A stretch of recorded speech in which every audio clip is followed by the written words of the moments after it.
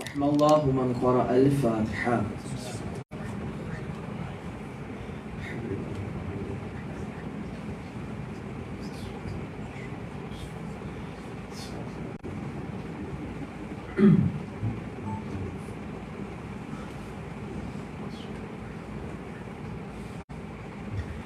أعوذ بالله من الشيطان الرجيم.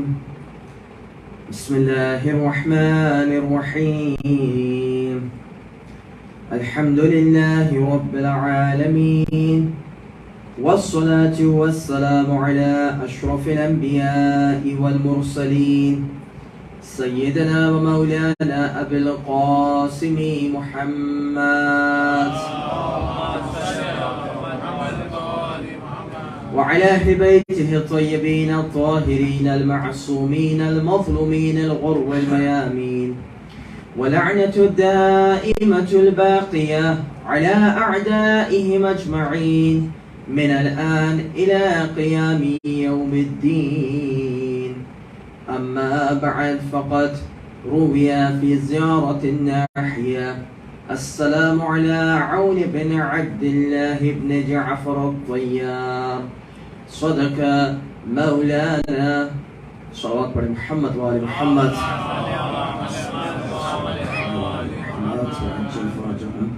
السلام علیکم ورحمۃ اللہ وبرکاتہ. آپ تمام مومنین کے لیے دعا گو ہوں. خداوند متعال انشاءاللہ آپ تمام کی توفیقات میں اضافہ کریں. آپ تمام مومنین جو واقعتاً اتنی زحمتوں کے بعد، اور ہمارے لیے خوش نصیبی یہ رہی کہ ہم جب اس جگہ پہنچ گئے تو اس وقت جو ہے وہ بارش شروع ہوئی، لیکن جو مومنین ابھی آ رہی ہیں بہت ہی زحمتوں کے ساتھ آ رہی ہیں. اور اس میں آپ اپنے ان طلباء کو نہیں بھولیں جو یہاں پہ اپنی اسٹڈی وغیرہ کے حوالے سے ادھر موجود ہیں. بیچارے دو دو بسیں بدل کے آتے ہیں. میں ہمیشہ ان کے لیے دعا کروں گی خداوند متعال ان بچوں کے لیے، اور بالخصوص جو اور ہمارے جوان اور بچے اس مجلس میں آ رہی ہیں، خداوند متعال ان کی تمام حوائج دنیا و اخرویہ کو قبول فرما. خداوند متعال انشاءاللہ اس مجلس میں بہت سارے لوگ موجود ہیں، ان سب کے مرحومین ہیں. خداوند متعال ان تمام کے مرحومین کو جوار آل محمد علیہ السلام میں جگہ نصیب فرما. خداوند متعال ہم سب سید الشہداء کا پرسہ دینے آئے ہیں، اور پرسہ لینے والی ذات جو ہے وہ ہمارے امام وقت ہیں اور جناب زہرا سلام اللہ علیہ ہے. واقعتاً خداوند متعال سے دعا ہے کہ خداوند متعال ہمیں قربت نصیب فرمائے ان ذوات مقدسات کی، اور انشاءاللہ اس مجلس کو امام زمانہ کی پسندیدہ مجلسوں میں سے قرار دے. صلوات پڑھیے محمد وآل محمد. اس سے پہلے کہ میں موضوع کا آغاز کروں، سب سے پہلے میں اپنے جوانوں کا it's an honor for me to be here, especially my youngsters. I know I'm not able to connect with you all a lot because sometimes I'm speaking in Urdu, the mode of communication is not really understandable, but I do really appreciate you all coming here, and mashallah the questions that are coming to me, I also appreciate them, and I again request you all, if you ever get time and if you ever have a question regarding the majlis or outside the majlis, I would please request you all to send the questions to the management, and inshallah the next day, the following day, I will try to address that in the majlis, and if I cannot address that in the majlis, I'll try to answer that in personal, so that inshallah the question is being answered, whatever it was being asked. Another thing is that my youngsters are coming here. It's an overwhelming response here. The youngsters, especially the youth that are coming here. It's amazing, honestly. And I feel really embarrassed sometimes in my heart. And that embarrassment comes from the source that, sometimes the Urdu that I'm using, the words are difficult, right? But your presence here means a lot to me, and means a lot to this Azakhana, and means a lot to Sayyid al-Shuhda. Sometimes you're not able to understand the language really properly, but just the mere presence will give you a lot of spirituality, right? So these were some words of appreciation I really wanted to convey from this minbar. And I really wish, inshallah, you keep all coming in, inshallah, not only in these majalises, the first 10 majalises, but also the majalises that will take place after that. If you cannot take place, and if you cannot come in all 5 majalis, try to do it for 4. If not 4, then come to 3. If not 3, come to 2. If not 2, come to 1 at least, right? Because your presence, I can tell you, like, if the buzurg comes in, it gives a sense of happiness to all of us. But if a jawan comes in, if a youth comes in, right, you can ask the management, you can ask their parents, you can ask anyone. They all are really elated. They are all really overjoyed when they see you all, right? So, inshallah, my du'as are with you all. And my du'as are not only for your future success in hereafter, but my du'as are also for you all, inshallah, that may Allah bless you all in this world too with a lot of success, inshallah. Whatever goals you have in your mind, I pray to Allah to make it easy for you. With one small dua adding in that whatever you do it in a way that pleases Allah, inshallah. Salawat pade Muhammad wa ali Muhammad. Allahumma salli ala Muhammad wa ali Muhammad. If I can request my youth, my youngsters to just go a little bit at the front so that the people that will be coming behind you, they can sit easily at the back. Salawat padhte hue aage aa jaye. Salawat Allah Muhammad wa ali Muhammad. Allahumma salli ala محمد وآل محمد وعجل فرجهم. امید ہے ہمارے بزرگوں کو انشاءاللہ 5 minute کی معروضات اتنی ثقیل نہیں لگی ہوگی. تھوڑا سا بچوں کے لیے کچھ باتوں کو عرض کرنا تھا. ایک مسئلہ مجھ سے پوچھا گیا تھا, میں تیزی سے اپنے موضوع کی جانب بھی آنا چاہ رہا ہوں. آج ماتم بھی انشاءاللہ کریں گے. کوشش یہ ہوگی کہ مجلس ایسے وقت پر ختم ہو کہ ہم لوگ واقعتاً شہزادوں کا ماتم اس طریقے سے کر سکیں جس طریقے سے جزئی حق ہے کہ کیا جائے. ایک سوال کیا گیا تھا کہ اگر نماز قصر ہو, مثال کے طور پہ میں اپنی مثال دیتا ہوں, میں یہاں پر ہوں, میری نماز قصر ہے. اب اگر میں اپنے شہر واپس جاتا ہوں تو مغرب کا وقت ادھر ہو گیا.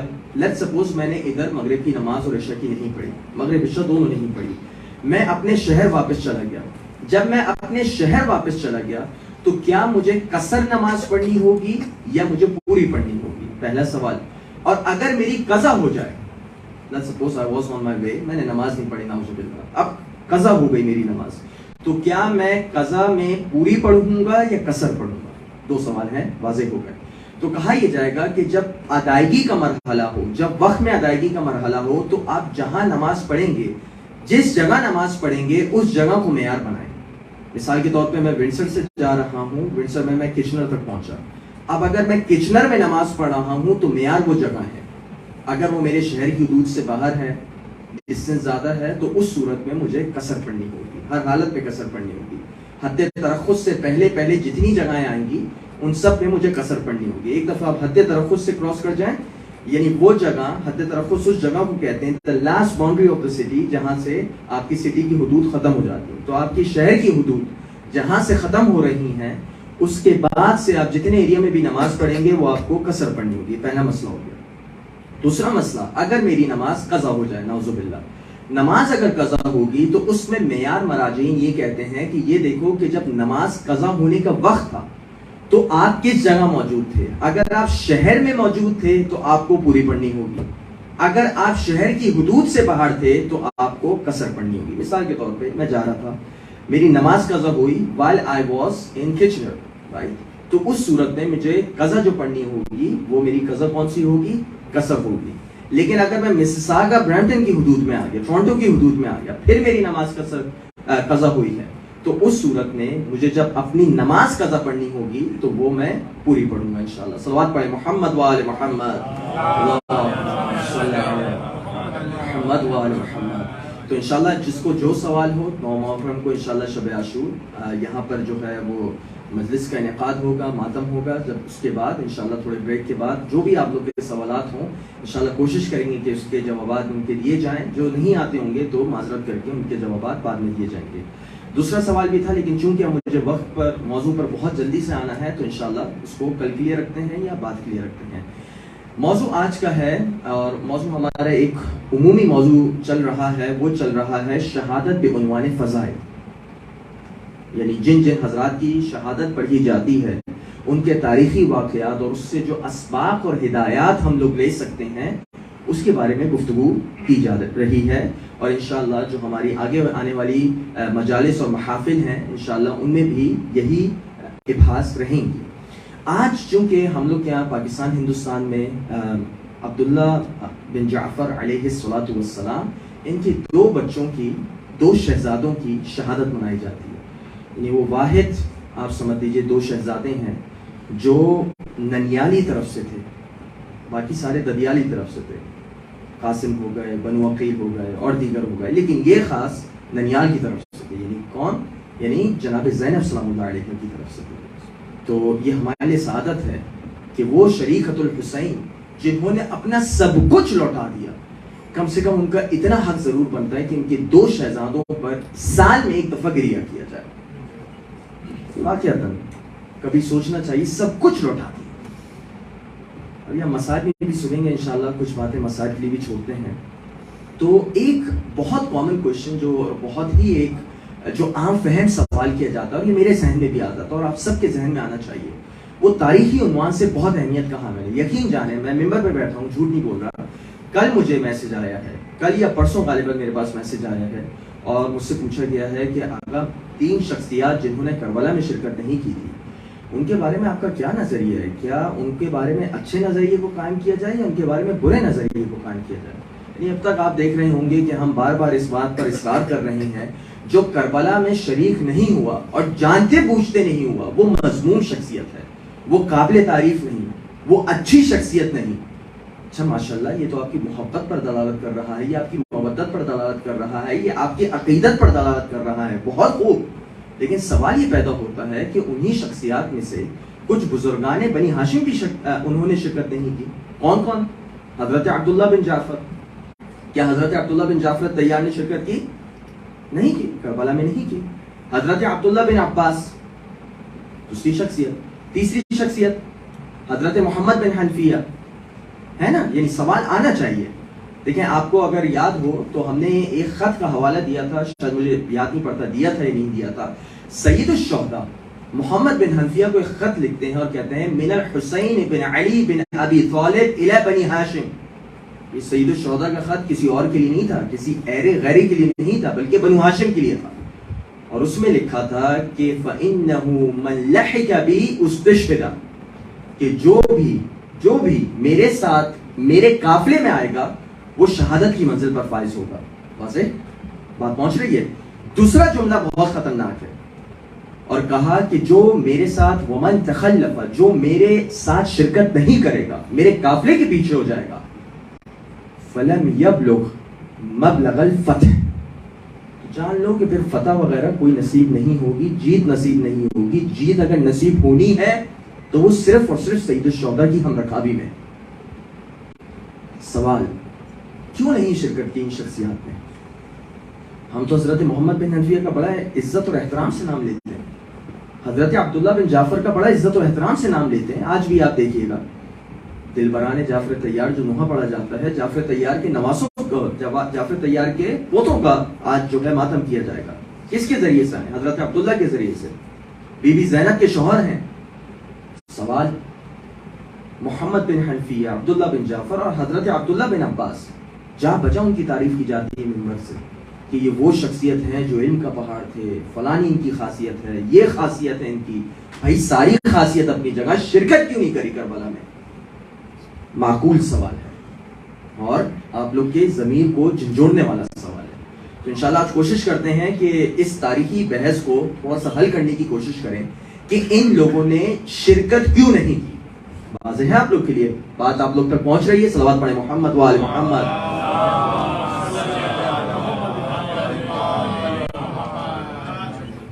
سب سے پہلے اب جو ایک سوال آتا ہے کہ جہاد کن کن لوگوں پر واجب ہوتا ہے. توجہ, یہ بحث بہت خطرناک ہے, شاید ممبر سے کرنے والی بھی نہ ہو, خطرناک بحث ہے, کہیں ہمارے لیے مسئلہ نہ ہو جائے. لیکن ہم ابھی صرف ایک فقہی حد تک اس کو تحلیل کرنا چاہ رہے ہیں کہ جہاد کس پر واجب ہے. جہاد اس شخص پر واجب ہے جو مکلف ہو. ٹھیک ہے, مکلف کون ہوتا ہے؟ مکلف وہ ہوتا ہے جو بالغ ہو, جو عاقل ہو, جو مختار ہو. ٹھیک ہے, اور اسی طریقے سے مستطیع ہو کہ جہاد کر سکے. چوتھی شرط ہے. مستطیع مطلب یہ ہے کہ اس کے اندر صلاحیت ہو کہ وہ بالفعل میدان میں جا کے دفاع کر سکے. یعنی اگر کسی کے پاس جو ہے یہ صلاحیت نہیں ہے تو اس کے اوپر سے جہاد ساقط ہو جاتا ہے. ساقط سے مراد کیا؟ اب جہاد واجب نہیں ہے اس پر, اس کے باوجود اگر وہ جان دیتے تو نہیں ممکن ہے کہ شہید ہو, بالکل, لیکن اس پر جہاد واجب نہیں. اگر اس نے نہیں کیا تو اس کا یہ مطلب نہیں کہ اس نے حرام کا ارتکاب کیا. مثال دیتا ہوں, رسول اللہ کے ایک صحابی تھے جن کو عبداللہ بن مکتوم کہا جاتا تھا, شاید آپ لوگوں نے نام یہ سنا. حضرت عبداللہ بن مکتوم وہ صحابی ہیں، جب بھی رسول اللہ مدینے سے کوچ کرتے تھے، کسی اور شہر جاتے تھے، تو بہت سارے مقامات پہ آپ حضرت عبداللہ بن مکتوم کو پیچھے چھوڑ کے جاتے تھے. یعنی ان کی ذمہ داری ہوتی تھی کہ نماز پڑھائیں، ان کی ذمہ داری ہوتی تھی کہ شرعی جو مسئلے مسائل ہیں ان کو حل کریں. ان شخصیت کے بارے میں ملتا یہ ہے کہ یہ بہت ہی مخلص تھے، بہت مخلص تھے. اور انہی کے حوالے سے ہماری بہنوں کے پردے کے لیے بھی ایک واقعہ پڑھا جاتا ہے کہ ایک اندھا صحابی آتا ہے رسول سے ملنے، اور رسول کی بیویاں ہوتی ہیں، وہ حجاب میں نہیں ہوتی، تو رسول ان کو کہتے ہیں کہ آپ اپنا حجاب کیجئے. تو وہ کہتی ہیں کہ بھائی یہ تو اندھے ہیں. تو کہا جاتا ہے نہیں، اندھے ضرور ہیں لیکن آپ تو ان کو دیکھ سکتی ہیں نا. اگر آپ دیکھ سکتی ہیں تو آپ کے حجاب کا یہ فریضہ ہے، کیونکہ رسول کی بیویوں کے لیے سخت حجاب تھا. جب ہی کہا جاتا تھا کہ تم لوگ اپنے گھروں میں رہو، وَقَرْنَ فِي بُيُوتِكُنَّ، ٹھیک ہے، اپنے گھروں میں ٹھہری رہو. جب جو گھر سے باہر نکلے تو سمجھ جائیے کام خراب کر لیے. سمجھ گئے آپ لوگ؟ باقی تفصیل میں جانے کی ضرورت. جو گھر سے باہر نکلی کام خراب کیا اس نے. اور جو گھر میں رہی، حضرت ام سلمہ جیسی، انہوں نے واقعتاً امیر المومنین کے دفاع میں کوئی دقیقہ نہیں چھوڑا. واضح ہے آپ لوگ کے لیے. بات آگے بڑھاتے ہیں. تو یہی حضرت عبداللہ بن مکتوم، رسول اللہ ان کو جہاد پر لے کر نہیں جاتے تھے. وجہ کیا تھی؟ اندھے تھے، مکفوف تھے. عربی میں مکفوف کہا جاتا ہے جس کی بصارت جانے لگے، جس کی آنکھیں کام نہ کریں. اچھا، پہلے زمانے میں ایسا نہیں ہوتا تھا کہ ایک دم سے آنکھیں چلی جاتی تھی. پہلے زمانے میں نہ ہمارے پاس جو ہے چشمے ہوتے تھے، نہ گلاسز ہوتے تھے. تو بس اب آنکھیں جا رہی ہیں تو جا رہی ہیں. یعنی مائنس آپ لگا لیجئے جتنا بھی مائنس آپ لگا سکتے ہیں، آخر تک کوئی دیکھ نہیں پاتا تھا شخص کو. چنانچہ اس زمانے میں ایک کامن بیماری تھی. حضرت جابر بن عبداللہ الانصاری جن کے بارے میں کہا جاتا ہے، ان کے بارے میں بھی تو ملتا ہے جب وہ 40 پر زیارت پہ جاتے ہیں، جب وہ چہلوں کے دن زیارت پہ جاتے ہیں، تو کون ان کا ہاتھ پکڑ کے ان کو لے کے جا رہا ہوتا ہے؟ کیا وجہ ہے کہ ان کا ہاتھ پکڑ کے ان کو لے کے جایا جا رہا ہوتا ہے؟ آنکھوں کا مسئلہ ہوتا ہے، نہیں دیکھ پاتے. ان کی ویژن جو ہے وہ بہت کمزور ہو جاتی ہے. جب بھی ان کا ایک شاگرد ہوتا ہے جس کا نام ہے عطیہ بن سعد العوفی، کبھی انشاءاللہ 40 کا معاملہ ہوا تو میں تھوڑا سی ان شخصیات کے حوالے سے بات کروں گا، لیکن ابھی میں موضوع سے خارج نہیں ہونا چاہتا. چنانچہ ان شخصیات پہ آپ دیکھیے کہ جب بالکل آنکھیں ختم ہو جاتی تھیں تو ایسے شخص پر جہاد ساخط ہے، ایسے شخص پر جہاد واجب نہیں. ایک مقدمہ ہو گیا. اب ہم آتے ہیں اس چیز کو، ایک فقہی مسئلے کو اپنے ذہن میں رکھتے ہیں اور اس کی روشنی میں ہم 3 شخصیات کا موازنہ کرتے ہیں. پہلی شخصیت کون سی شخصیت ہے؟ محمد بن حنفیہ. حضرت محمد بن حنفیہ کون سی شخصیت ہے؟ جن کی کنیت ابو القاسم تھی. والد امیر المومنین علیہ السلام، والدہ کون؟ خولہ بنت جعفر، اور بنو حنفیہ سے تھی، جبھی ان کو محمد بن حنفیہ کہا جاتا ہے. تھوڑا سا آپ لوگ کے لیے واضح ہو رہا ہے، تھوڑا سا ایک بیک گراؤنڈ آپ لوگ کو پتہ چل جائے. ابو القاسم کنیت ہے، اور ان کو یہ وہ شخصیت ہیں جب حضرت عبداللہ بن عباس کا انتقال ہوتا ہے تو ان کی نماز جنازہ حضرت محمد بن حنفیہ پڑھاتے ہیں. بہت زیادہ ان کے بارے میں کہا جا سکتا ہے جنگ جمل میں مولا نے جس کو اپنا علم دیا تھا اس شخصیت کا نام محمد بن حنفیہ ہے. واضح ہے آپ لوگ کے لیے؟ یعنی اتنی بہادر شخصیت. مولا کی ہدایت دی کہ اے محمد بن حنفیہ، جب جنگ لڑنے جانا تو اپنی نظریں شروع کی صفوں میں مت رکھنا، بلکہ سب سے آخری صفوں میں اپنی نظروں کو جمائے رکھنا، کہ تمہیں جب جنگ کرتے ہوئے جانا ہے تو ان تمام صفوں کو چیرتے ہوئے آخری سپاہی تک کو مارنا ہے. یہ ہدایت تھی جنگ جمل میں. آپ جب ہی دیکھیں شروع میں تھوڑا سا مسئلہ ہوا، لیکن جب مولا نے ہدایت دی، جب واقعتاً جنگ کی ہے، تو آپ سمجھ لیجئے کہ پورا جنگ کا نقشہ ہی تبدیل کر دیا. جنگ جمل میں قلت میں تھے مولا کے چاہنے والے. چنانچہ اب محمد بن حنفیہ کے بارے میں ملتا یہ ہے کہ محمد بن حنفیہ کو سید الشہداء نے زبردستی مدینے میں قیام کرنے کا حکم دیا تھا. یہ بہت سوال کیا جاتا ہے ان کے حوالے سے، محمد بن حنفیہ کیوں نہیں گئے؟ اس وجہ سے نہیں گئے کیونکہ سید الشہداء کا حکم تھا. روایت کون سی کتاب میں؟ روایت ہے بحار الانوار اٹھائیے، جلد نمبر 45، پورا مقتل امام حسین ہے. اس کی 110 جلدوں والا اگر کسی کے پاس سیٹ ہو تو 45ویں جلد جو ہے وہ سید الشہداء کے مقتل کے حوالے سے، اور اگر کسی کے پاس پرانی چھاپ ہے ایران والی 25 جلدوں والی تو 10ویں جلد میں سید الشہداء کا مقتل ہے. واضح ہے آپ لوگ کے لیے؟ تو اس میں بیان یہ کرتے ہیں سید الشہداء کہ کہتے ہیں کہ اما انت یا اخی، اے میرے بھیا جہاں تک آپ کا معاملہ ہے، فلا تکون علیک الا ان تکون عینا لی، آپ کا کام یہ ہے کہ فقط آپ ہمارے لیے ہماری آنکھ ہو جائیں، یعنی ہمارے لیے جاسوسی کریں. نظریں رکھیں کہ کیا ہو رہا ہے. وَلَا تُخْفِ عَنَّا شَيْئًا مِّنْ أُمُورِهِمْ. اور بھیا ایک چیز کو ذہن میں رکھیے گا کہ ایک چیز بھی آپ چھپائیے گا نہیں کہ مدینے میں کیا ہو رہی ہے. مدینے میں جو چیز ہو رہی ہے ساری کی ساری خبریں مجھے برابر ملنی چاہیے. چنانچہ سید الشہداء کا حکم تھا, کس شخصیت کو حکم تھا؟ محمد بن حنفیہ کو, کہ آپ مدینے میں قیام کیجئے گا. کیوں کیجئے گا؟ کیونکہ آپ کے لیے ضروری ہے کہ آپ نظریں رکھیں کہ جو معاملات مدینے میں ہو رہے ہیں, اور مدینے میں جو پورا بنو ہاشم کا خاندان تھا جس میں ساری بنو ہاشم کی خواتین تھیں, سب کی نمائندگی محمد بن حنفیہ کو دیکھیں گے. واضح ہے آپ لوگ کے لیے؟ یعنی ہر کسی پر جہاد نہیں ہے, توجہ رکھیے گا. رسول اللہ بھی جب جنگ موتا میں جاتے ہیں تو جنگ موتا میں امیر المومنین کو لے کر نہیں گئے, امیر المومنین کو لے کر نہیں گئے. تو اگر جہاد سب پر واجب ہوتا تو امیر المومنین کو لے جانا واجب ہوتا, لیکن واجب یہ تھا کہ اس وقت امیر المومنین کو مدینے میں ہی قیام کروایا. کیوں؟ کیونکہ مدینے میں سارے منافقین ادھر موجود تھے. تو کہا کہ یا تو میں رک سکتا ہوں اے علی, یا مجھ جیسے آپ رک سکتے ہیں. نعرہ حیدری اور محمد والے محمد صلوات.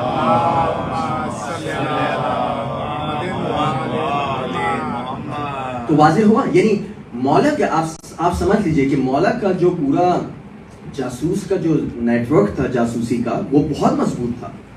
مولا کو خبریں مل رہی تھیں کہ کوفے میں کیا ہو رہا ہے. جب جا رہے تھے تو فرزدق سے بات کی, بنو اسد کے لوگوں سے بات کرتے, مختلف لوگوں سے بات کرتے, ساری خبریں برابر مل رہی تھیں کہ کوفے میں کیا ہو رہا ہے, مدینے میں کیا ہو رہا ہے, مکے میں کیا ہو رہا ہے. یہ ساری کی ساری رپورٹ سید الشہداء کو ملتی تھی. دوسری وجہ, اور دوسری وجہ یہ ہے کہ محمد بن حنفیہ آتے ہیں, کہتے ہیں مولا عراق مت جائیں. اس وجہ سے نہیں کہتے کہ وہ نعوذ باللہ مولا کے دشمنوں میں سے ہیں, مخالفین میں سے ہیں, اس وجہ سے کہتے ہیں ہمدردوں میں سے. مولا عراق مت جائیں, کیونکہ عراق وہ جگہ ہے جہاں امیر المومنین کو شہید کیا گیا. عراق وہ جگہ ہے جہاں پہ امام حسن کے اوپر حملہ کیا گیا, ان کی ران پہ جو خنجر مارا گیا, ان کے نیچے سے جو جانماز کو کھینچا گیا, یہ ساری کی ساری چیزیں عراق میں ہوئی تھی. مولا میں ریکویسٹ کرتا ہوں, میں آپ سے التجا کرتا ہوں, مولا عراق مت جائیں.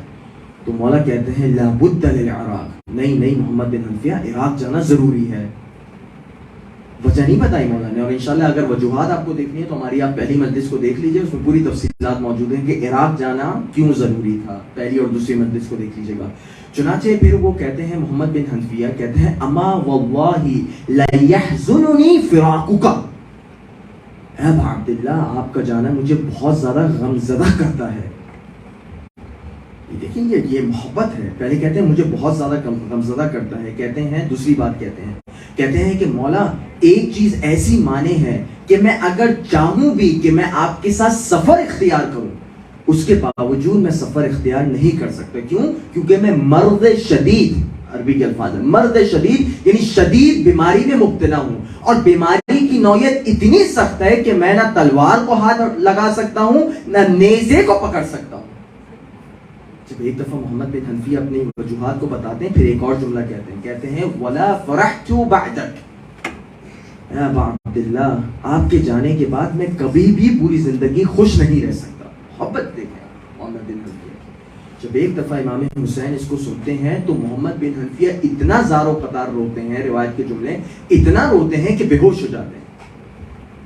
جب بے ہوش ہو جاتے ہیں, جب وہ ہوش میں آتے ہیں تو مولا انہیں کہتے ہیں کہ انی استودعک اللہ من شہید مظلوم, اے محمد بن حنفیہ میں تجھے خداحافظ کہتا ہوں اور تجھے خدا کی حفاظت میں دیتا ہوں, لیکن اس حالت میں دیتا ہوں کہ میں شہید ہوں گا, اور شہید بھی مظلومیت کی کیفیت میں شہید ہوں گا. چنانچہ روایت کے جملے یہ ہیں کہ محمد بن حنفیہ کو دو وجوہات تھیں. میں پورا ایک رسالہ, کبھی محمد بن حنفیہ پہ مجلس ہوئی تو میں تفصیل میں جاؤں گا, لیکن ابھی تھوڑا سا اشارہ دینا تھا.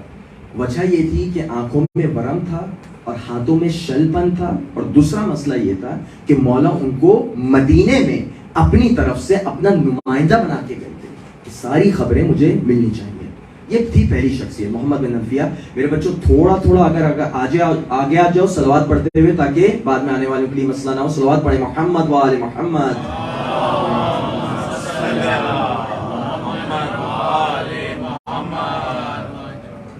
میں واقعتاً جانتا ہوں کہ یہ تاریخی ابحاث تھوڑی ثقیل ہیں, تھوڑی مشکل ہیں, لیکن اس کو برداشت کر لیجئے تاکہ کوئی بھی سوال اگر کرے تو جواب موجود ہو.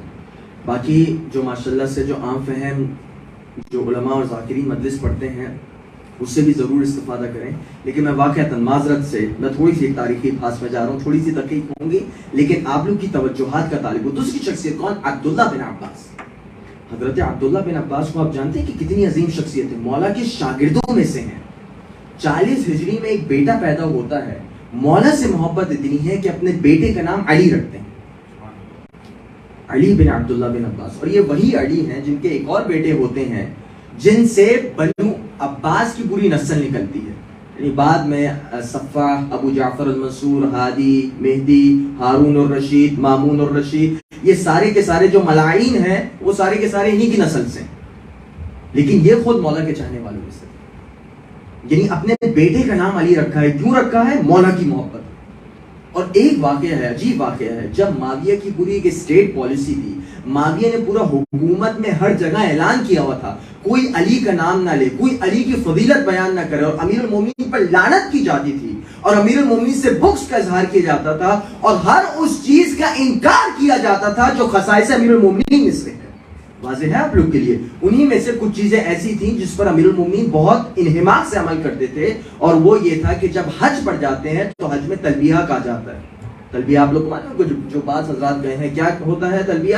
لبیک اللہم لبیک لبیک لا شریک لک لبیک ان الحمد والنعمت لک والملک لا شریک لک لبیک.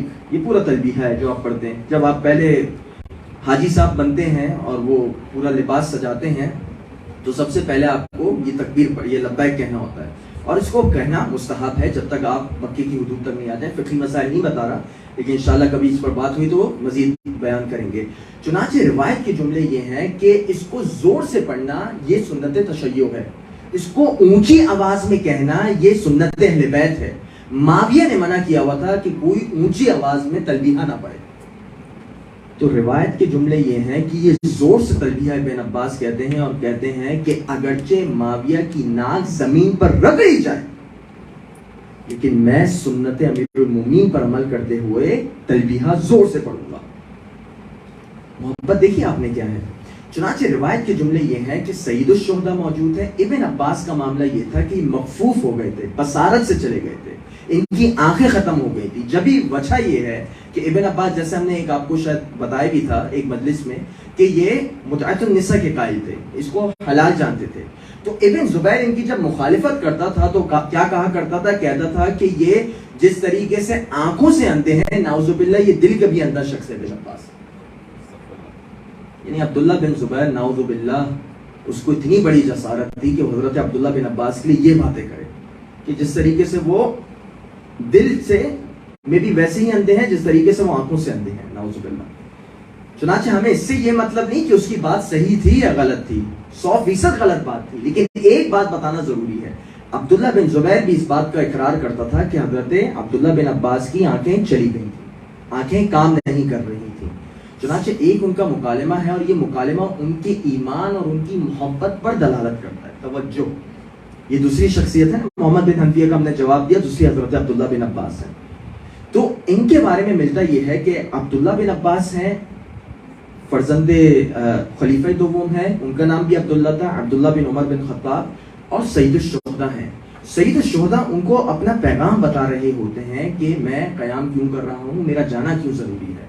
ابن عمر ان کی مخالفت کر رہے ہوتے ہیں, اور ان کی مخالفت اس وجہ سے نہیں کہ ان سے محبت ہے, اس وجہ سے کیونکہ وہ یزید کے سپورٹر ہوتے ہیں. اگر آپ پھر ہماری پہلی مجلس میں چلے جائیں, میں بار بار حوالے اس وجہ سے دے رہا ہوں کیونکہ جن حضرات کو جو تحقیق کرنی ہے وہ پیچھے مجلس میں جائے, ابھی ہمارے پاس وقت کم ہے. تو روایت کے جملے یہ ہیں کہ جب سید الشہداء اپنے عراق کے سفر کے بارے میں بتا رہے ہوتے ہیں کہ کس طریقے سے وہ کوفہ و کربلا جائیں گے, تو ابن عباس اب محبت کا انداز دیکھیں, کہتے ہیں جعلت فداک یا ابن رسول اللہ, اے فرزند رسول, اے فرزند نبی, میری جان آپ پر قربان ہو. کأنک تنعى نفسک الیہ وتريد ان انصرک. اے سید الشہداء, مجھے ایسا لگتا ہے کہ جس طریقے سے آپ اپنی موت کی خبر دے رہے ہیں اور آپ چاہتے ہیں کہ میں آپ کی مدد کروں, ایمان کو آپ دیکھیے گا, آپ چاہتے ہیں کہ میں آپ کی مدد کروں. پھر ایک جملہ کہتے ہیں, اور یہ جملہ ہم سب کو اپنے امام وقت کے لیے کہنا ضروری ہے. ضروری سے میری مراد لفظاً نہیں, عقیدتاً کہنا ضروری ہے. کیا کہتے ہیں؟ کہتے ہیں کہ لو ضربت بالسیف بین یدیک، اے ابا عبداللہ فواللہ الذی لا الہ الا ہو، خدا کی قسم جس کے علاوہ کوئی لائق پرستش نہیں، لائق عبادت نہیں، اگر میں آپ کے سامنے جہاد کروں اور تلوار سے کام لوں اور تلوار سے جہاد کرتے کرتے میری یہ حالت ہو جائے کہ میرے دونوں بازو کٹ جائیں، توجہ، دونوں بازو کٹ جائیں، لما اس کے باوجود میں آپ کے 10% حق کو بھی پورا نہیں کر سکتا، میاں عبداللہ میرے ہاتھ کٹ جائیں، میرے جسم کے اعضاء کٹ جائیں، اس کے باوجود اگر میں جہاد کروں، خدا نے اگر مجھے طاقت دی ہوتی میں جہاد کرتا، میرے ہاتھ کٹتے، میرے جسم کے اعضاء کٹتے، اس کے باوجود عشر العشیر 10% بھی آپ کے حق کو میں ادا نہیں کر سکتا تھا، بلکہ میں نے غلط بول دیا، عشر العشیر کچھ اور ہوتا ہے، عشرہ یعنی 10% کا بھی 10%، 10% کا بھی 10% کیا ہوتا ہے؟ 1%۔ اب عبداللہ میری جان چلی جائے 1% بھی آپ کا حق ادا نہیں کر سکتا۔ یہ ہے محبت اپنے وقت کی حجت سے۔ پھر کہتے ہیں کہ وہاں ہونا بین یدیک، اور اے ابا عبداللہ میں آپ کے سامنے کھڑا ہوں، مر بامرک، آپ حکم تو دیجئے، آپ جو حکم دیں گے میں وہ کروں گا۔ بس یہ اتنی جذباتی گفتگو تھی اور اتنی محبت پر گفتگو تھی کہ جو دوسرے خلیفہ کے فرزند نونہاد ہوتے ہیں وہ کہتے ہیں محلہ اپنا عباس، اے ابن عباس رک جا بہت باتیں کر رہا ہے تو، زرعنا من هذا القول، ایسی باتیں مت کر۔ چنانچہ اصل میں 2 مقصد تھے ان کی یہ کہنے کا، ایک تو یہ تھا کہ وہ یزید کی حمایتی تھے، دوسرا یہ تھا کہ وہ وقت کی حجت کی مدد کر رہے تھے، تو ان کو احساس شرمندگی شاید ہو رہی ہو، تو اس وجہ سے انہوں نے کہا اے ابن عباس اتنی محبت مت دکھا، تو اتنی محبت دکھا رہا ہے، ہم تو یہاں 2 میٹھے بول بھی نہیں بول پا رہے، 2 میٹھے بول بھی نہیں بول پا رہے، ساری محبت کا اظہار تو کر رہا ہے ابن عباس۔ تو ابن عباس کا مسئلہ کیا تھا؟ میرے سننے والوں، میرے جوانوں جو میری مجلس کو سن رہا ہے، اور یہ جواب ذہن میں رکھنا، مجلس خوش ضرور ہے لیکن یہ پوری مجلس میں پوری زندگی تم لوگ کو مدد کرے گی جواب، وہ یہ ہے کہ جب کوئی بھی تم سے پوچھے محمد بن حنفیہ نے کیوں نہیں کیا، مولا کے رکھالی تھے مدینے میں، مولا کی تمام چیزوں کے رکھالی کرنے والے اور مولا کے نمائندے تھے مدینے میں، جب بھی نہیں گئے۔ دوسری وجہ حضرت عبداللہ بن عباس آنکھیں چلی گئی تھی۔ تیسری شخصیت حضرت عبداللہ بن جعفر الطیار۔ وقت تیزی سے نکل رہا ہے، تھوڑا سا مجھے آج ان کے متعلق گفتگو کرنی تھی، پوری گفتگو ہماری کسی اور کے متعلق ہو گئی، 2 شخصیات کے متعلق، لیکن گفتگو کرنا ضروری ہے۔ حضرت عبداللہ بن جعفر الطیار، تھوڑا سا جلدی سے میں آپ کو ان کے خاندان کے پس منظر کے بارے میں بتاؤں گا، پھر ہم انشاءاللہ اصل موضوع کی جانب آئیں گے۔ حضرت عبداللہ بن جعفر الطیار یہ حضرت جعفر طیار کے بیٹے تھے، اور ان کی والدہ کا نام کیا تھا؟ حضرت اسماء بنت امیس۔ یہ آپ نے نام بہت سنا ہوگا، حضرت اسماء بنت امیس اہل بیت کی چاہنے والوں میں سے ایک تھی واقعہ۔ یہ وہ شخصیت ہے، میں بھی آپ کو تھوڑا تعارف کروں گا تو آپ کو پتہ چلے گا۔ پہلے ہی حضرت جعفر طیار کی بیوی تھی، اس کے بعد کچھ وجوہات کی بنا پہ وہ پورا مجلس ایک وجہ چاہتی ہے کہ ہم ان وجوہات کو براہ راست ذکر کریں۔ یہ پہلے خلیفہ کی بیوی بنتی ہیں۔ جب یہ حضرت جعفر طیار کی بیوی ہوتی ہیں تو حضرت عبداللہ، حضرت عون اور حضرت محمد 3 بیٹے ان کی آغوش سے پروان چڑھتے ہیں۔ جب ان کی شادی پہلے خلیفہ سے ہوتی ہے، پہلے خلیفہ بھی میں بہت مجبوری میں کہتا ہوں نا، لوگ کہتے ہیں آپ بہت سخت ہیں، تو جب بھی مجھے احتراماً پہلے خلیفہ کہنا پڑ جاتا ہے، تو پہلے خلیفہ سے ان کی شادی ہوتی ہے، اس سے ان کے ہاں ایک بچے کی ولادت ہوتی ہے جس کا نام ہے محمد بن ابی بکر۔ توجہ دے رہے ہیں؟ یعنی سارے جہنمی نکلے، ایک ایسا جنتی نکلا کہ مولا اس کو اپنا بیٹا کہا کرتے تھے، محمد بن ابی بکر۔ اور پھر امیر المومنین سے ان کی شادی ہوتی ہے، جب جناب زہرا کی شہادت ہو جاتی ہے اس کے بعد امیر المومنین سے ہوتی ہے، اور ان کے وطن سے اس وقت حضرت یحییٰ اور حضرت محمد الاصغر 2 کی ولادت ہوتی ہے، اور دونوں شہیدان کربلا میں سے۔ دیکھیں ماشاءاللہ سے ایک بیٹا حضرت عبداللہ بن جعفر ہے، ایک بیٹا عون، ایک بیٹا محمد، ایک بیٹا کون؟ حضرت محمد بن ابی بکر، جن کو مولا کی محبت میں مصر میں شہید کیا جاتا ہے، اور ان کو زندہ جو ہے وہ کھدے کی کھال میں پورا رکھ کے جلا دیا جاتا ہے۔ پورا کبھی اور انشاءاللہ کسی اور دن کا موضوع ہے۔ اور پھر 2 شخصیات وہ جو کربلا میں شہید ہوتی ہیں، شہید طف ہیں، یہ کربلا کے شہداء میں سے، یہ حضرت اسما بنت امیس. حضرت جعفر طیار کون؟ حضرت جعفر طیار وہ شخصیت ہے جو اوائل اسلام کے اظہار کرنے والوں میں سے تھے. میں اپنے الفاظ پہ تھوڑی توجہ دی ہوگی, میں یہ نہیں کہہ رہا اسلام لانے والوں میں سے تھے. اسلام تو تھا پہلے سے بنو ہاشم میں, اسلام تو ہمیشہ سے حضرت ابو طالب کے گھر تھا, اظہار کرنے والوں میں سے سب سے پہلے تھے. یعنی روایت کے جملے یہ ہیں کہ مولا نماز پڑھ رہے ہیں, جناب خدیجہ نماز پڑھی اور رسول اللہ نماز پڑھیں. 3 شخصیت پر منحصر ہے پورا اسلام, اور ابھی تک وہ سب سے پہلے اسلام لانے والے ابھی تک مسلمان نہیں ہوئے ہیں, ذہن میں رکھیے گا. سمجھ گئے آپ لوگ؟ سب سے پہلے مسلمان ہونے والے جو کہا جاتا ہے. تو حضرت ابو طالب کا وہاں سے گزر ہوتا ہے اور حضرت جعفر وہاں پر ہیں. جب کہتے ہیں کہ دیکھو یہ تینوں نماز پڑھ رہی ہیں, حضرت ابو طالب کہتے ہیں اے جعفر جاؤ اور ان کے ساتھ نماز ادا کرو اور ان کے ساتھ ملحق ہو جاؤ. یعنی حضرت ابو طالب نے یہ بات کہی ہے. وہ اب میں واقعۃ الفضائل میں نہیں جا سکتا, تیزی سے آگے گزرتا ہوں. اس وقت سے اسلام کا اظہار کرنے والے, اس کے بعد حبشہ میں جب پہلی ہجرت ہوتی ہے, یعنی مکے سے مدینے کی ہجرت بعد میں, مکے سے حبشہ کی ہجرت سب سے پہلے ہے. جب حبشہ کی ہجرت ہوتی ہے تو وہاں پر حضرت عبداللہ کی والدہ حضرت اسما اور ان کے والد حضرت جعفر دونوں جاتے ہیں, اور سب سے پہلے مسلمان جو ارض حبشہ میں پیدا ہوتا ہے اس شخصیت کا نام حضرت عبداللہ ہے. حضرت عبداللہ مدینے میں پیدا نہیں ہوئے, مکے میں پیدا نہیں ہوئے, آپ کہاں پیدا ہوئے؟ ارض حبشہ میں ہوئے, حبشہ کی زمین پر ہوئے ہیں. اس کے بعد آپ واپس آتے ہیں حضرت جعفر طیار خیبر کے بعد, اور خیبر کے بعد کا آپ کو مرحلہ یاد ہوگا, اپنے ذاکرین سے سنا ہوگا کہ جب آتے ہیں رسول کو اتنی خوشی تھی کہ ایک ہاتھ امیر المومنین کے باہوں میں ہوتا ہے اور ایک ہاتھ حضرت جعفر طیار کی باہوں میں ہوتا ہے, اور کہتے ہیں کہ مجھے یہ سمجھ نہیں آتا کہ میں کس چیز کی خوشی کا اظہار کروں, کیا ایک بھائی کے خیبر فتح ہونے کی خوشی کا اظہار زیادہ کروں یا ایک بھائی جو حبشہ فتح کر کے آیا ہے اس کی خوشی کا اظہار زیادہ کروں. آپ شخصیت دیکھیں, حضرت جعفر طیار کوئی ہلکی شخصیت نہیں تھے. اور اس کے بعد جنگ موتا میں ان کو شہید کیا جاتا ہے. ایک تبوک کی جنگ ہے, ایک جنگ موتا ہے. موتا کی جنگ میں وہ شہید ہوتے ہیں, پہلے وہ شہید ہوتے ہیں, اس کے بعد حضرت زید بن حارثہ شہید ہوتے ہیں, اس کے بعد حضرت عبداللہ بن رواحہ شہید ہوتے ہیں. اور جب ان کو شہید کیا جا رہا ہوتا ہے, ابن حجر اپنی کتاب الاصابہ میں لکھتا ہے کہ ان کو 90 سے زیادہ زخم آتے ہیں, 90 سے زیادہ زخم.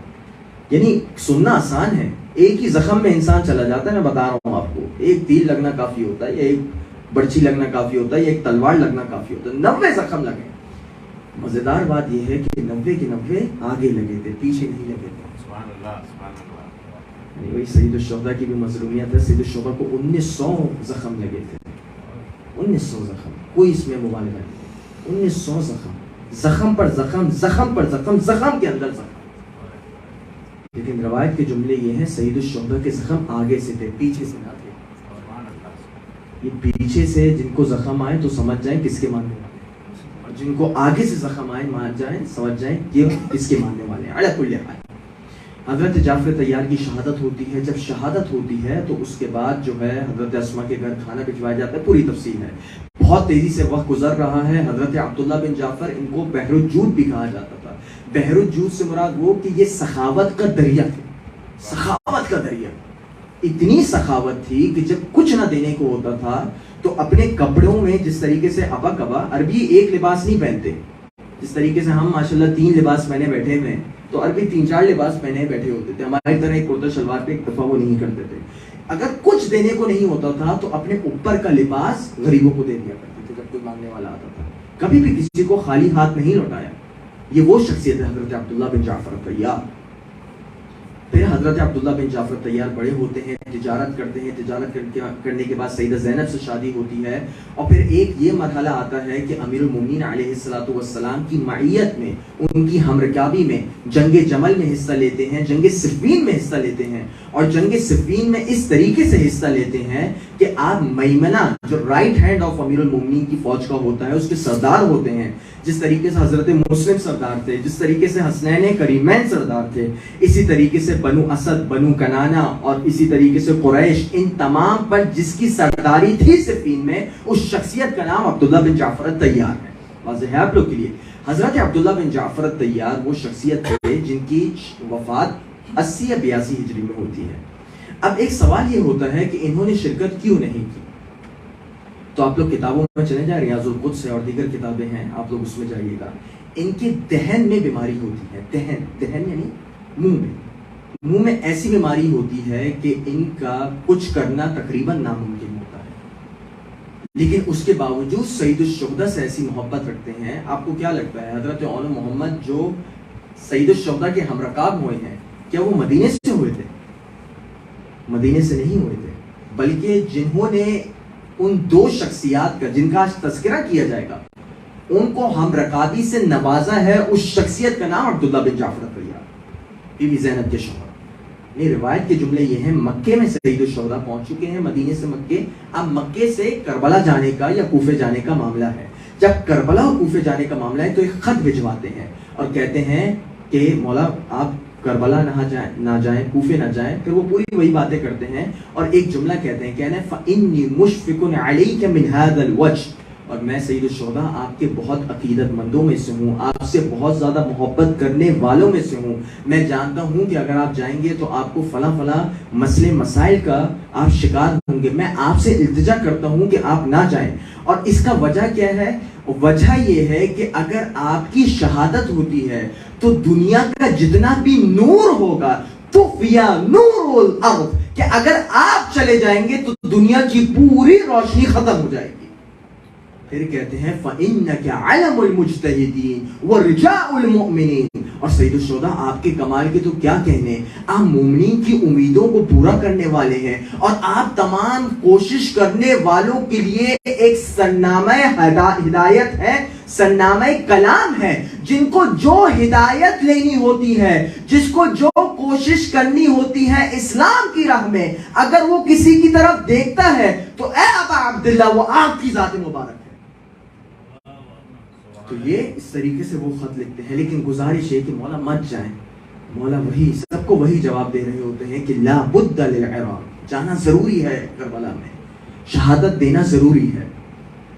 چنانچہ روایت کے جملے ہیں، اور یہ آپ حضرت عبداللہ بن جعفر کی محبت کو آپ دیکھیں کہ یہ روایت شیعہ منابع میں نہیں ہے، سنی منابع میں. یعنی میں چاہ رہا ہوں کہ اس پہ اور مہر تصدیق لگ جائے صحت پر. ابن اثیر اپنی کتاب الکامل فی التاریخ میں اس روایت کو نقل کرتے ہیں. کہتے ہیں یہ ہے کہ جب ایک دفعہ شہادت امام حسین ہوتی ہے اور شہادت امام حسین کے ساتھ ساتھ بچوں کی بھی شہادت ہوتی ہے، حضرت اول محمد کی، تو ان کے تمام آزاد کردہ غلام اور حضرت عبداللہ بن جعفر کے دوست اور یار ان سے تعزیت کرنے آتے ہیں. کہتے ہیں کہ آپ کو تعزیت ہو کہ حضرت اول اور محمد کی شہادت ہو چکی ہے، توجہ رکھیے گا. جب ایک شخص آتا ہے تو وہ حضرت عبداللہ بن جعفر کو تھوڑا سا مطلب غصہ دلانے کے لیے، غصہ اس معنی میں یعنی منفی غصہ دلانے کے لیے وہ یہ کہتا ہے کہ هذا ما لقينا من الحسین، کہ یہ جو بھی آپ کے بچوں کی شہادت ہوئی ہے نا ہمارے آقا، کیونکہ غلاموں میں سے تھا، آقا جو بھی شہادت آپ کے بچوں کی ہوئی ہے نا یہ صرف حسین کی وجہ سے ہوئی ہے، نہ وہ حسین کے ساتھ جاتے نہ ان کو مارا جاتا. وہ سمجھ رہا تھا کہ اس نے بہت اچھا کلمہ کہا ہے، یہ تھوڑا سا اس کو شاباشی ملے گی. روایت کے جملے یہ ہیں کہ آپ اپنی چپل اتارتے ہیں اور کہتے ہیں یبن لخنا اتقول للحسین هذا، اس کو ایک دفعہ چپل اتار کے مارتے ہیں کیونکہ اس نے حجت خدا کی بےدبی کی، حجت خدا کے بارے میں ایسا کلمہ کہا تھا. اور کہتے ہیں اے پسر لخنا تو کیا سمجھتا ہے، تو حسین کے بارے میں ایسا کہے گا. پھر کہتے ہیں کہ لو كنت شهدت معه، کہ اگر میں سید الشہداء کے ساتھ ہوتا، لاحببت الا افارقه حتى اقتل، میری خواہش یہ ہوتی اگر میں سید الشہداء کے ساتھ ہوتا کہ میں سید الشہداء کے ہم رکاب ہوتا اور ان کے دفاع میں اپنی جان کے نذرانے کو پیش کرتا. اور دیکھو یاد رکھو کہ اگر میرے ہاتھوں نے آج سید الشہداء کی مدد نہیں کر سکے فقط واساہ ولدی، لیکن یہ جان لو کہ میرے دو بچوں نے اپنی جان قربان کر کے میری طرف سے فریضہ انجام دیا. تو جب پوچھا جاتا ہے، اور یہ دیکھیں پوچھنے والے میں بتاؤں اگر ہمارے غیر ہوتے تو مجھے اتنا مسئلہ نہیں ہوتا. پوچھنے والے ہمارے اپنے ہیں اور میں ان کو کرٹیسائز نہیں کرنا میرے بچوں. دیکھو میں جوانوں کے لیے زیادہ پڑھ رہا ہوں ابھی. If you have a question and if it's a really genuine question and that question might look really dangerous, کبھی بھی پریشان مت ہونا، سوال کر لینا، جواب مل جائے گا. لیکن سوال نہیں کرو گے نا، دلوں میں رکھو گے تو کبھی جواب بھی نہیں ملے گا اور شک و شبہات میں مبتلا رہو گے. تو اب تین شخصیتوں کا تھوڑا آپ کو پس منظر پتہ چل گیا، حضرت عبداللہ بن جعفر، حضرت عبداللہ بن عباس اور حضرت محمد بن حنفیہ. یہ تین جو بنو ہاشم کی بزرگ شخصیات میں سے تھیں، یہ کیوں شرکت نہ کر سکیں کربلا؟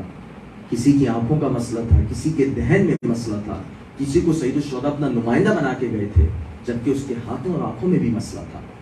چنانچہ یہ ساری چیزیں ایسی ہیں، یہ سارے حقائق ایسے ہیں کہ جس کو اگر واقعتاً میں دیکھیں بار بار کتابوں کے حوالے اس وجہ سے نہیں بتا پاتا کیونکہ تیزی سے چلنا ہوتا ہے. میں ساری چیزیں کتابی ہیں، آپ پوچھیں گے مجھ سے، میں سارے حوالے آپ کے سامنے عرض کروں گا. تو جن دو شخصیات کو حضرت عبداللہ بن جعفر نے اپنی نمائندگی میں کہا تھا، وہ شخصیات ہیں حضرت اون اور حضرت محمد. آگے ہمارا تذکرہ ان دونوں شہزادوں کا. یعنی اگر آپ کو ان دونوں شہزادوں کی عظمت کو دیکھنا ہو تو ابن شہر عاشوق اپنی کتاب المناقب میں لکھتے ہیں کہ جب حضرت اون جب لڑنے جاتے ہیں تو لڑتے اس بہادری سے لڑتے ہیں کہ 18 لوگوں کو فنار کرتے ہیں. 18 لوگوں کو یا 13 لوگوں کو، جتنے بھی 18 لوگوں کا.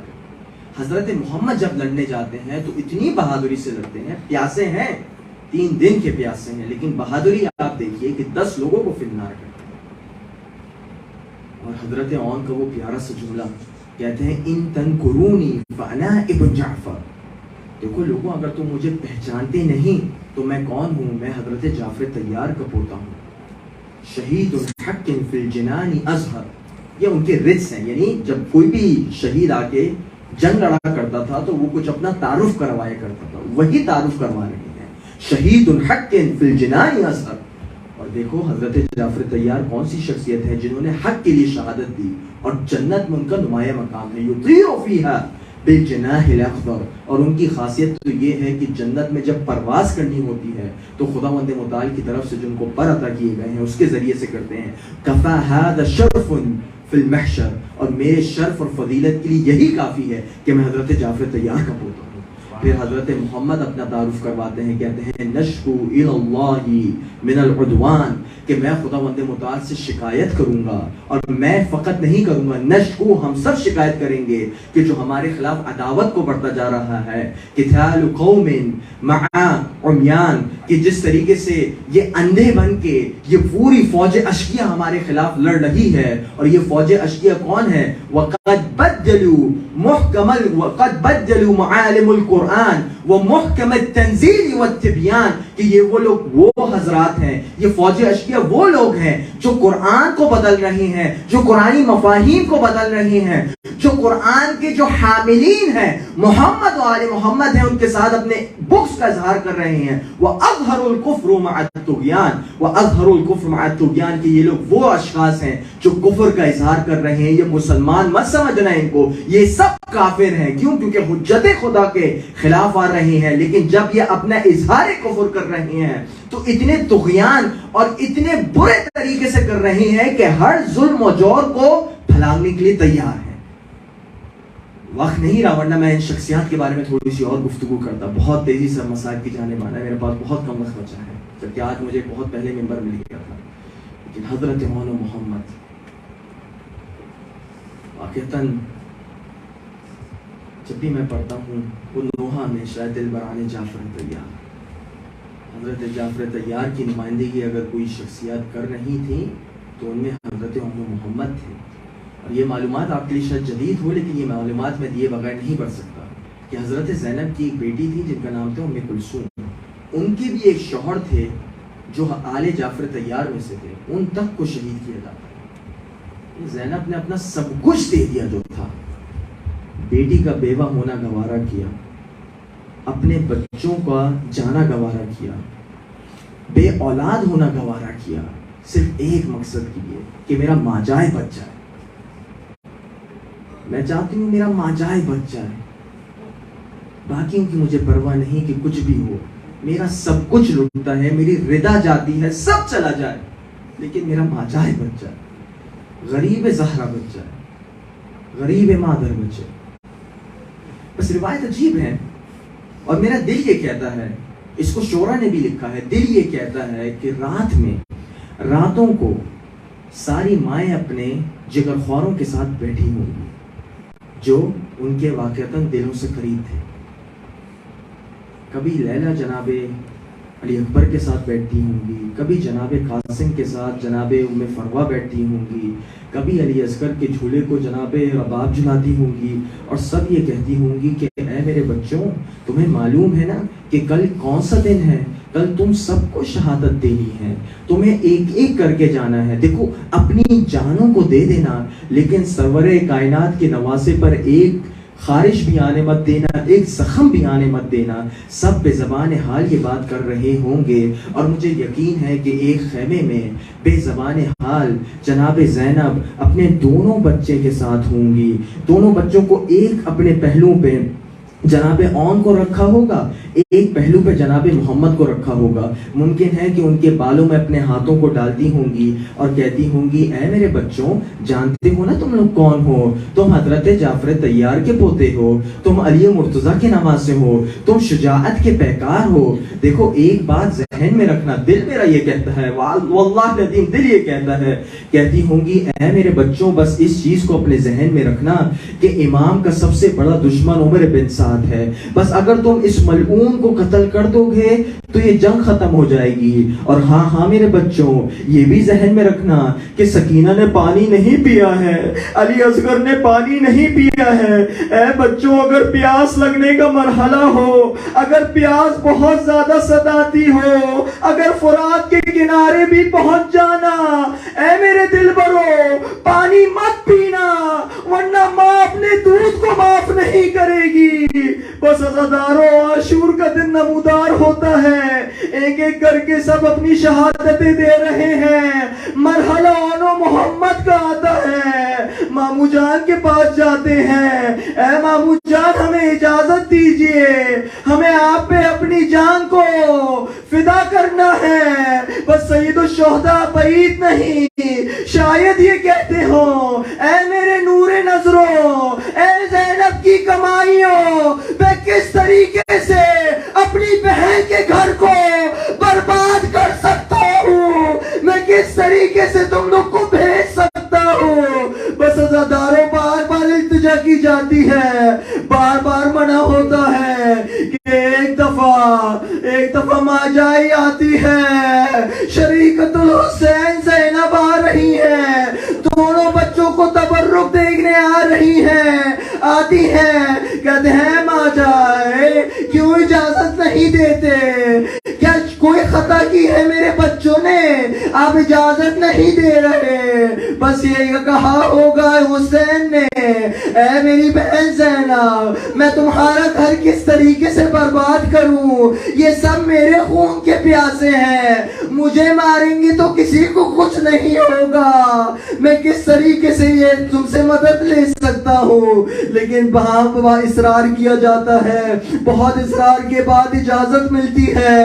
اجازت جیسے ہی ملتی ہے، روایت اور مقتل کے جملے یہ ہیں کہ ایک دفعہ زینب بچوں کو لے جاتی ہے، بچوں کو نیا کرتا دیا جاتا ہے، بچوں کی آنکھوں میں کاجل لگایا جاتا ہے، کنگھی کی جاتی ہے، گرد کو صاف کیا جاتا ہے۔ دل میرا یہ کہتا ہوگا شاید مادر گرامی دو دلہوں کو بھیج رہی تھی، اے میرے بچوں جب تم جانا تو اس صورت میں جانا کہ تمہارے ماموں یہ نہ سمجھے کہ شاید زبردستی باطل نخواستہ بھیجا جا رہا ہے۔ بس عزادارو دونوں کو اجازت ملتی ہے، دونوں لڑ رہے ہیں۔ ایک وقت آتا ہے محمد پہلے گرتے ہیں، آن بھائی کی خبر لیتے ہیں، اس کے بعد آن گرتے ہیں۔ بعید نہیں، دل یہ کہتا ہوگا اپنے ماموں کو پکارا ہوگا اے ہمارے ماموں جان ہماری خبر لیجئے۔ ایک دفعہ دونوں بچوں کے جنازے خیمے آتے ہیں، بس عزاداروں شاید آواز لگائی ہوگی سب زینب کے خیموں میں جمع ہو جاؤ، سب زینب کے خیموں میں جمع ہو جاؤ، دو شہزادے زینب آ رہے ہیں۔ میں نے کہیں مقتل میں نہیں دیکھا کہ زینب دونوں بچوں کو لینے آئی ہوں۔ علی اکبر کا جب معاملہ ہوتا تھا زینب آگے ہے, قاسم کا معاملہ ہے زینب آگے ہے, حسین کا معاملہ ہے زینب آگے ہے, عباس کا معاملہ ہے زینب آگے, بھائی اول محمد کا معاملہ ہے زینب نہیں آتی.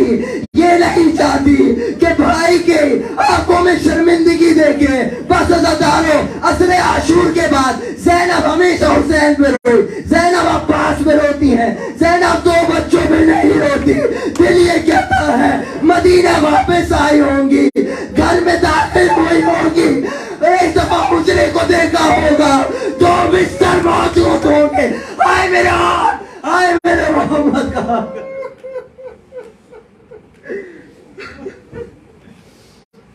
ماتم حسین.